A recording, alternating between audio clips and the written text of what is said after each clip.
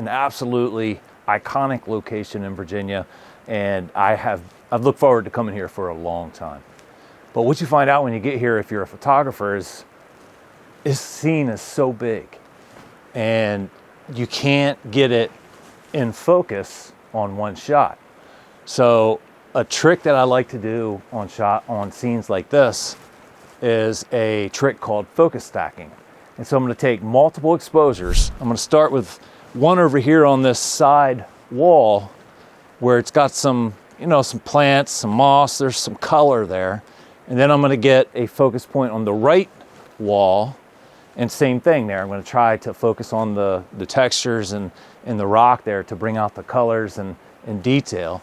And then I'm going to go up top here and try to get the arch, as well as maybe some of this peak up here that I don't think you can see in that frame. But let me grab these shots all at the same settings, just changing where I'm focusing. Okay, left side wall, right side wall, and the top. There's a couple of different ways to do this. My primary photo editing tool is typically Lightroom. There's a way to combine pictures, and sometimes it works well with focus stacking, sometimes not. It's better for your exposure when you have different photos at different exposures. In this case, we kept the same settings, we just changed the focus point. And you can see in this first photo, everything is kind of blurred out in the primary area of the photo, but up here in the very front of the photo, this piece of the rock, this piece of the wall there is in focus, and that's where I set the focus. So I just want to do an experiment, and we're going to combine this picture with this picture, and here now you can see the wall is blurred out.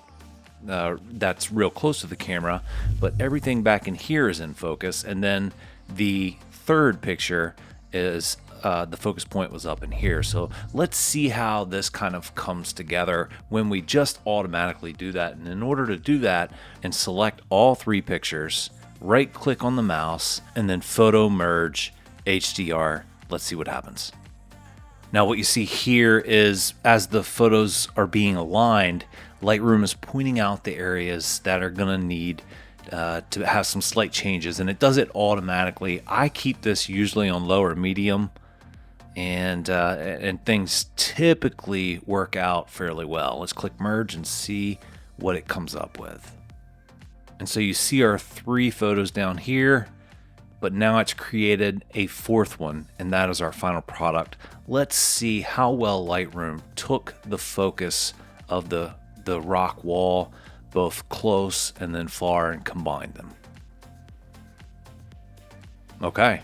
And so what we see here is, just like I said, this is more for exposure blending rather than focus stacking. Exposure blending is about getting the right exposure, making sure the histogram is correct, and that the exposure settings are correct, and that you get as much detail out of those areas as you can. You can see here that it's brought down the highlights quite a bit from one of these pictures. You see how much? Now, the great thing about this is Lightroom does all this automatically, and it changes those settings for you.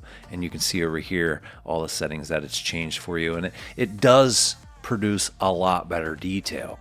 But as you can see, it doesn't work real well with focus stacking. We have to use Photoshop to really nail down focus stacking. We have our three photos highlighted. We're going to right click on the mouse, go to edit in, and then we're going to go to open as layers in Photoshop. And so what I'm going to do is I'm going to use this as the base picture. With this close up, this is where the rock wall is in focus closest to us.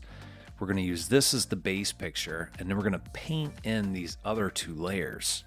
And so we need to create a mask on these. And Control I to invert it. Same thing on the next layer. A mask right here, and then Control I or Command I to invert it. Okay, so before we do anything else, we need to adjust where the layers are. We want our base picture to be at the bottom. And the reason for that is we want to paint these effects onto the base picture. And so we're going to start with this middle picture, and we're going to go ahead and grab the brush tool, and we're going to make sure it's in white. And so watch how I paint the detail back into this photo. But you can see what happens here. I'm going to adjust the brush size just a little. And so now we're painting that detail. You see that right there?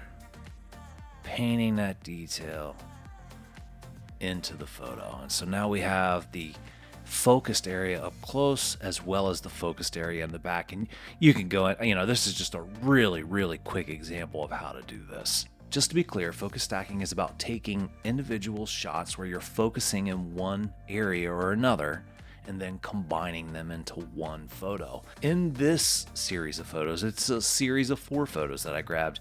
I'm focusing on different elements of the photo. In the first photo, I'm focused in on this area right here, the yard around the tower. On the second photo, I'm focused in on the water. On the third photo, I'm focused in on the tower. And on the fourth photo, I'm focused in on the mountains. And watch how Lightroom takes these 4 photos and blends not only the focus stacking, but the exposure settings as well. I'm gonna hold Command down, select the 4 photos, and right click. We're gonna go into Photo Merge, and we're gonna go into HDR. It's gonna bring up this window where it's aligning the images and show us where there may be some conflict, and there's really not much at all. So it's pretty lined up, and we're gonna go ahead and click Merge. And here comes the final product in this additional photo. Look how well of a job it does. We have the detail in the yard. We have incredible detail on the tower. We have beautiful detail on the mountains in the background, even though they're really far away. And the detail on the water is very sharp as well. This is an example where Lightroom really does a great job doing 2 tasks at once. Now let's look at one last scene. In this picture, the focus point was here in the middle. In the second picture, the focus point was up front, and then the house. And so we bring these 3 series of photos so that this area here is all in pretty sharp focus. Sometimes you want focus on one area and not the other. Sometimes you want the whole thing to be in focus, and that's where focus stacking really comes in. Now let's watch how Lightroom brings these photos together. Holding Command down, select the photos, then right click, Photo Merge, HDR. And there we go. We're gonna go ahead and click Merge. It's gonna process the photo, make the exposure adjustments that we're looking for, and here's our final product. Pretty nice, pretty nice. Okay, so let's go ahead and zoom in on the house.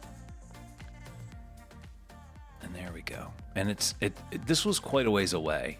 This is gonna be the first time I see it too, but I'm guessing that the 3 previous photos that combined to make this photo, probably none of them are going to be as sharp as this final photo that we're looking at. So let's go ahead and look at this third one.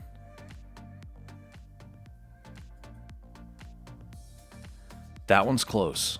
That one's very close, and I think it's pulling a lot of the detail from that photo. Let's go to the middle one. Oh yeah, see, definitely nowhere near as good. And so the Lightroom is smart enough, it's pulled the detail from the photo that has the best detail. Let's see what the first photo looks like. Okay, that one's not too bad. If you compare it to the third one, very similar. And so what it's done is it's kind of kicked out this area of this photo. And that's the great thing about this, is it tries to take the best parts of each photo, both exposure and focus, and blend them into one photo. From here, you go in and make your own adjustments. You start working on the exposure settings and adjusting your texture and clarity and getting the final photo to look just how you want it. But I think it's an amazing way to get a great start in producing a phenomenal final photograph. These are some of the things that I've learned along the way through the years, and in doing the edits on my photographs. You gotta let the software that you use kind of work for you whenever possible. It's always good to work with the software as compared to working against the software. And so many times it seems like the software we use for different things in life, it's like we're fighting it. And in a case like this, you pay good money for these programs. You want them to make your life easier. So, if you learn how to use them properly, they can really set you up for some excellent results.